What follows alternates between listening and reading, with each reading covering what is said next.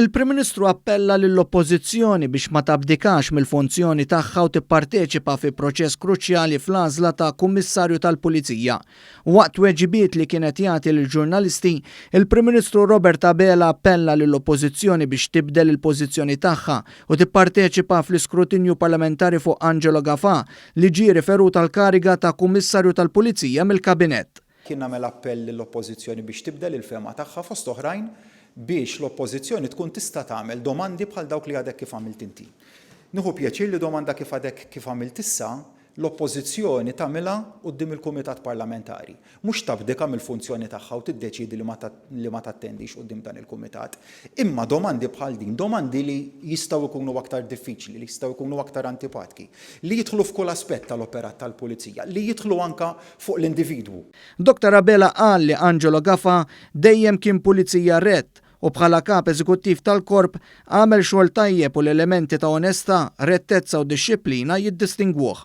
Lill-Angelo Gafà timt miegħu sa minn madwar 20 sena ilu meta l-ħadd avukat dejjem nafu bħala uffiċjal tal-Pulizija rett, onest li ma tantx tridu li jkun kontrik meta tkun fuq in-naħa tad-difiża għaliex kien jagħmel investigazzjoni u prosekuzzjoni b'mod mill-aktar assidwu u normalment kont tispiċċa fuq in-naħa telliefa tiegħu. Il-Prim Ministru spjega kif għadu ma sema lil ħadd jiċċensura lil Angelo Gafà u għalhekk appella lill-Oppożizzjoni biex bħall-għażla unanima dwar il-Prim Mħallef Market Kuti jsir qbil unanimu fuq din il-bidla bla preċedent li qed issir fil-korp fejn l-ogħla kariga se timtela wara sejħa pubblika u proċess trasparenti bl-involviment tal-Kummissjoni għas-Servizz Pubbliku.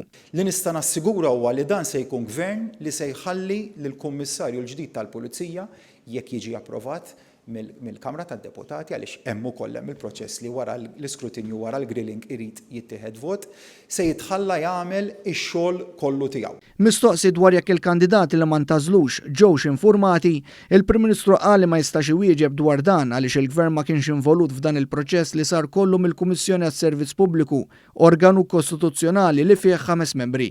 2 membri ġew nominati mill-Gvern u 2 membri oħra mill-Oppożizzjoni u ċ-Chairman tal-Kummissjoni Lewis Naudi inħatar biqbil bejn il-Prim Ministru u l-kap tal-Oppożizzjoni.